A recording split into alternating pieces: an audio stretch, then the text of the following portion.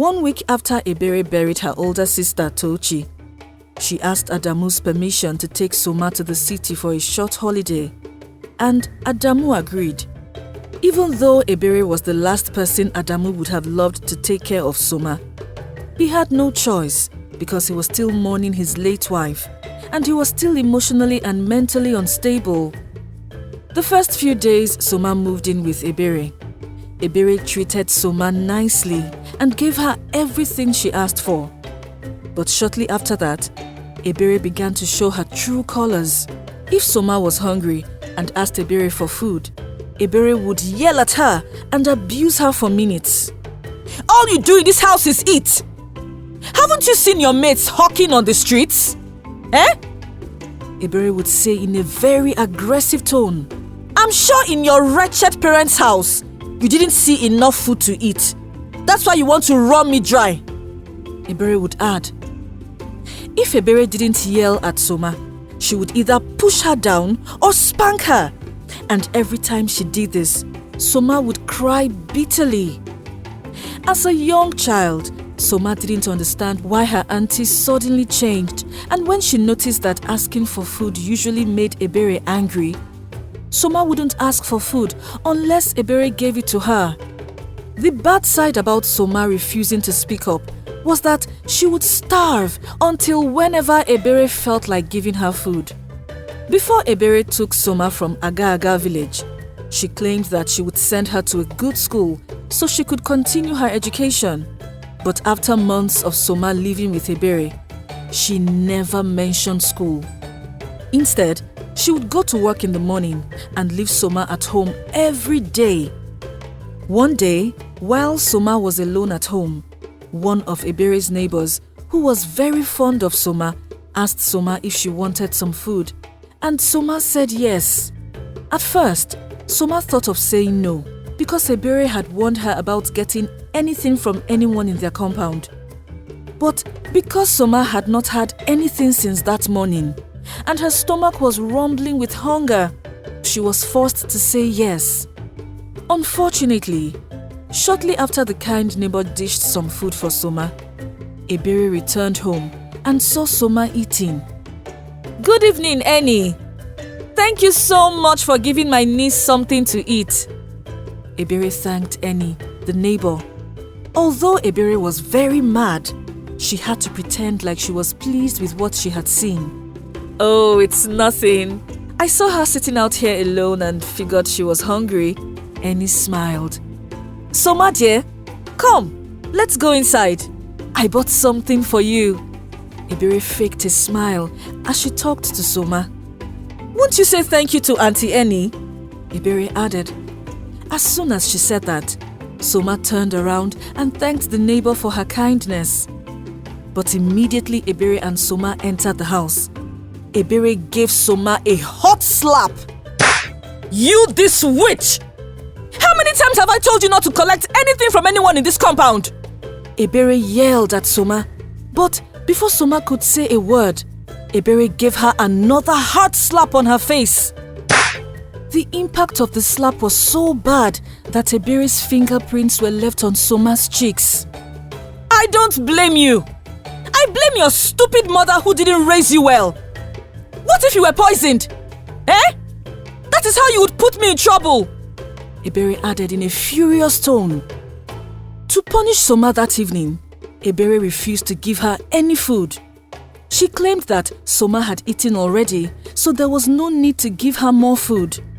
About a year after Soma moved in with Ebere, Ebere's neighbors in the compound began questioning her about Soma's education. When the question started, Ebere would give excuses, but as time passed and the neighbors wouldn't stop bothering her, Ebere was forced to enroll Soma in a government primary school not too far from where she lived. Even though Ebere's neighbors were a bit disappointed at the kind of school Soma attended, they could not question her about her choice. Luckily for Soma, she studied very hard and managed to complete her primary school education with the hopes of going to a secondary school. But that never happened. Within the years Soma was still in primary school, Ebere had gotten married and given birth to a daughter, Nkechi. However, after a year of their marriage, her husband divorced her because he couldn't stand her nasty attitude and cruelty towards Soma. Around the time Soma completed her primary school education, Nkechi was only a year and 4 months old. Soma, I know you would love to start your secondary school education right away, but right now, I need help at home, Ebere said to Soma one evening while Soma was assisting her in the kitchen. What do you want me to help you with, Auntie? Soma asked in a confused tone. I want you to care for your cousin, Nkechi. I would have loved to hire a nanny to look after her, but what's the point of doing that when you're here? Ebere said. Even though Soma was sad to hear that she would have to pause her education to care for her little cousin, she couldn't say no. Okay, Auntie, I'll do that. Maybe when she begins schooling, I can also start my secondary school education, Soma said. What Soma did not know was that Ebere had no intention of sponsoring her secondary education at all. When Nkechi started school, Soma believed Ebere would keep to her end of the deal, but Ebere came up with a different excuse.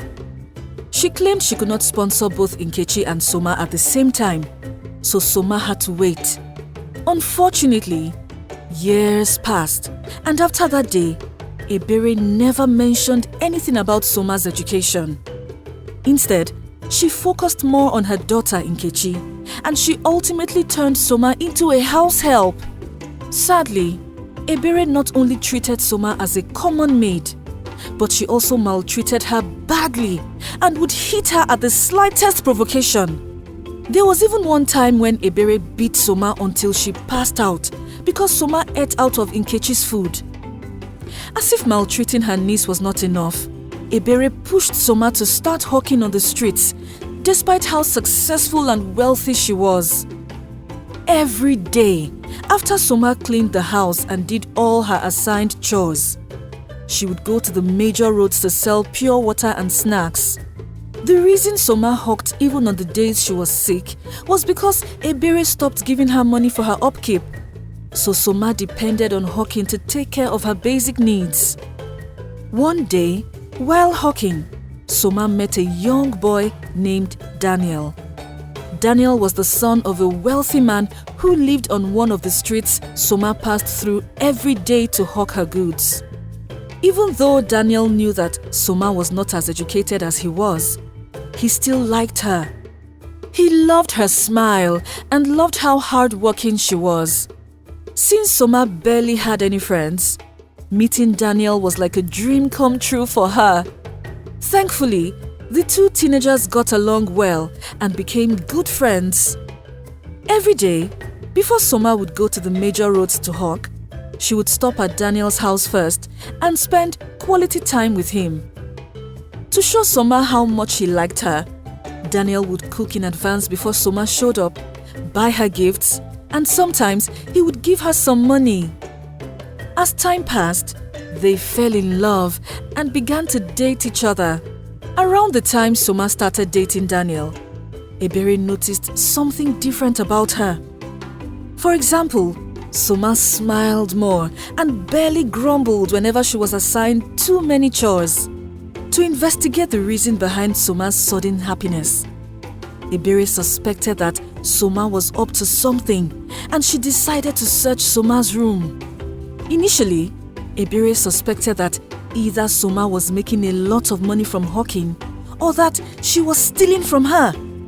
But when she saw all the gifts Soma had hidden in her room, she realized that Soma was seeing a boy. Surprisingly, instead of warning Soma against seeing a boy like every teenage guardian would, Ebere said nothing. She pretended like she had not seen the gifts and secretly wished for Soma to get pregnant so she could teach her a lesson and have a valid reason to get rid of her. Precisely 7 months after Soma started seeing Daniel, she got pregnant. Unfortunately for her, she didn't even know she was pregnant until Ebere detected the early signs of pregnancy. Soma, are you pregnant? Ebere yelled at Soma one morning when she saw Soma throwing up. "No, Auntie! God forbid!" Soma said in a shaky voice. "For your sake, I hope you are not pregnant. If not, I will throw you out of my house today, you dog." Ebere barked. "No, Auntie, it's malaria." Soma tried to convince Ebere. "I am leaving for work now. When I return, we will go to the clinic," Ebere said before leaving the house. As soon as Ebere left the house, Soma began to cry because she knew her life would be over if she was indeed pregnant. Already, she had missed her period and she was feeling too tired to even go and hawk that day. Instead of hawking that day as she had planned, Soma went to Daniel's house and they went to do a pregnancy test at a hospital together. When the test results were out and Soma found out that she was pregnant, she nearly fainted. "Do not worry. I will take full responsibility for this pregnancy," Daniel said in a bid to pacify Soma, who was crying. "But Daniel, you are only 18 years old and I'm 17. We are too young to become parents," Soma said. "It doesn't matter. Teenage pregnancy is quite normal amongst teenagers like us," Daniel said. "But what about your parents? What will they say when you tell them that you impregnated someone like me?" Soma asked in a concerned tone. "Don't worry about that. Leave that for me," Daniel said.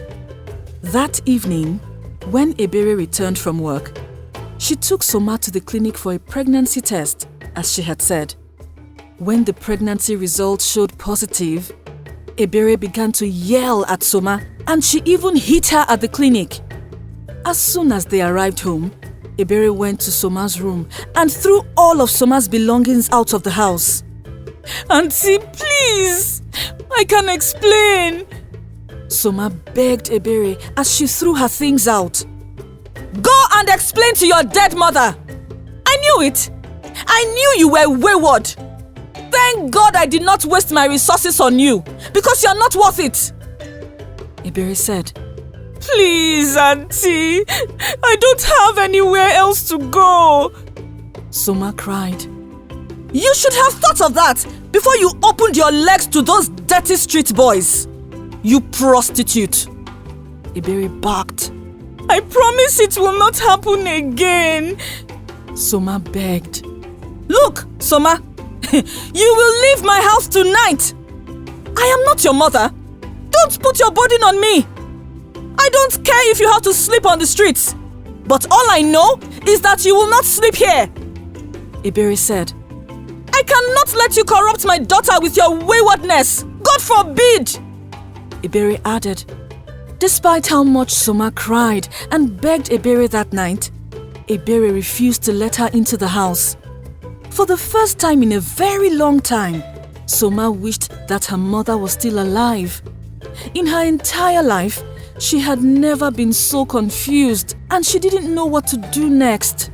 The worst part was that after Soma left Aga village, she only saw her father, Adamu, thrice, and she could not bear the thought of returning to him with an unwanted pregnancy. Also, she knew that her father had remarried and had 3 children with his new wife, so she felt out of place to go back there. While Soma was contemplating the right thing to do, an idea crossed her mind to go to Daniel's house that night, and she did. On her way to Daniel's house, Soma feared for the worst because she knew that Daniel's parents would be at home, but things didn't turn out like she had expected. As soon as she arrived at Daniel's house, Daniel was glad to see her. He even claimed that he and his parents were planning to visit Soma and Ebere the next morning. Surprisingly, Daniel's parents were warm to Soma and they welcomed her with open arms. It turned out that Daniel had told his parents everything about Soma and his parents felt terrible for her.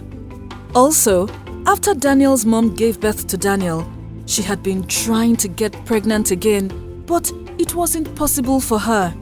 In fact, she had been thinking of adopting a girl child because she wanted one badly. So, seeing young and naive Soma was a blessing in disguise for Daniel's mother.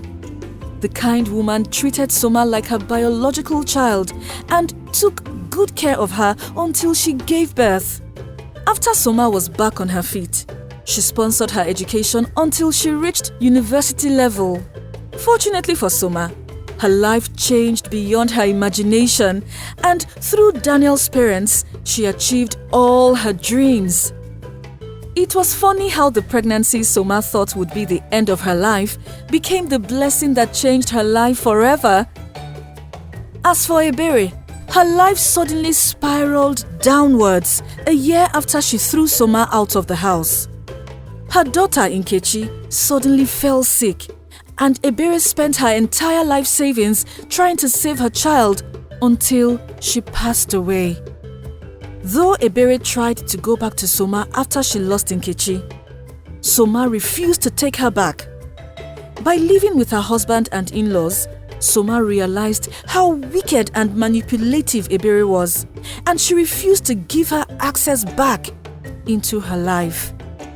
The end. Did you enjoy this story? Tell us your favorite part in the comment section below.